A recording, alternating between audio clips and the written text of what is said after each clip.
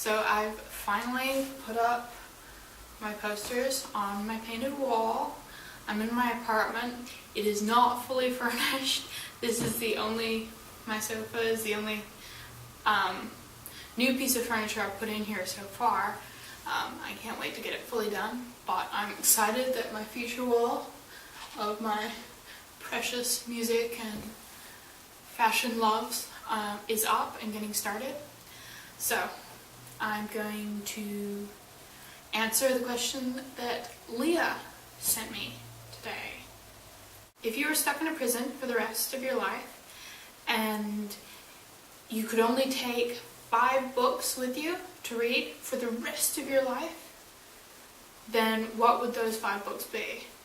So I'm just going to grab them and come back, and then we will go through them.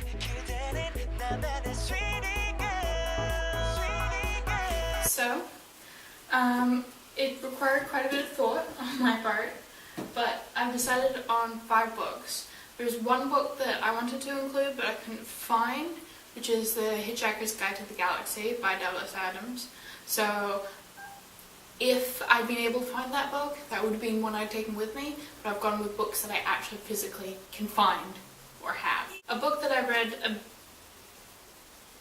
quite a few times. This is like one of the key fantasy books ever written. I love it. It's called Magician by Raymond D. Feist. I actually got his signature and had a photo taken with him at Supernova this year. Here's a picture. I would take this one because it's always ignites my imagination, always makes me think different and new thoughts, and it sucks me into a world that's completely different but also very similar in some ways, and I love that. Plus his writing is absolutely fantastic, so that's my first book that I would take with me to prison. Okay, book number 2, we're going to go with books that I've read a lot first. This one I picked up in about year 9 from a secondhand bookstore. So far I've read it maybe 10 times or something. I love it. It's called The Ancient Future by Tracy Harding. It's one of my favorite books ever written. It's a Celtic fantasy, of all things, where she's a triple black belt and gets thrown back in time to like the Middle Ages and has to, beat the crap out of a bunch of guys so she can do her own thing. It's pretty cool. At the time when I first read it, I didn't realize how badass she was and how, her approach life. Because, the opening's fantastic. She's like, oh crap, my car is broken down. Okay, I'm just gonna smoke some weed and sleep in the middle of the field. Awesome. Book number 3, I'm still going with books I've read before that I really love. This one is a part of an incredibly long series of books written by Piers Anthony. This is called The Dastard, which is probably my favorite of his novels. I've read the entire Xanth series, so reading just one book sort of brings back memories of all the others, so it's really like a series in one. Really fascinating writing. It's not usual, it's not something that you pick up and see everywhere. I love it. He's got a very quirky way of expressing himself, which I find awesome. So that's book number 3, because I could read that again and it's different, which I like.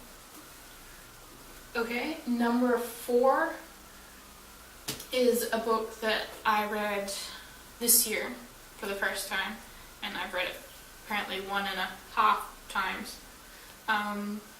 But it's called The Dalai Lama's Cat by David Mitchie. Yeah, that is his name. He's kind of awesome. It's about a cat that gets adopted by the Dalai Lama, and it's really awesome, and it's got a lot of teachings in it that aren't written like law, so you get to really understand the concepts of Buddhism. And to me, this brought me a lot of peace and helped me a lot this year because I've gone through some, well, pretty crap stuff. So basically my camera decided to cut me off like halfway through. Okay, so you get me for the third time because my camera cut me off again. Dalai Lama's Cat. Gonna take it with me because I will read it plenty of times for the rest of my life because it just meant so much to me.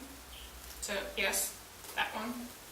The last book would have been The Hitchhiker's Guide to the Galaxy, but because I can't find it, we're gonna go with The Air Affair by Jasper Ford. Much awesomeness. I love it.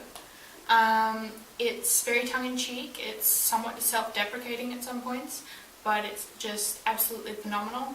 So that is my final book.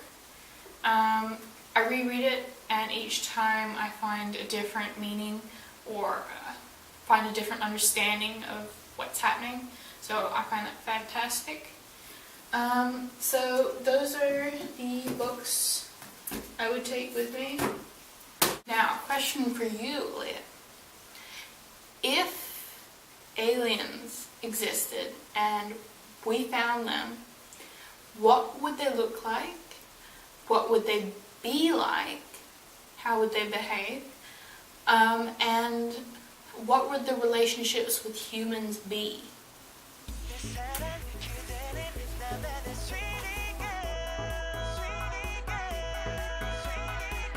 It's also got like the most massive font ever, so that's good for people with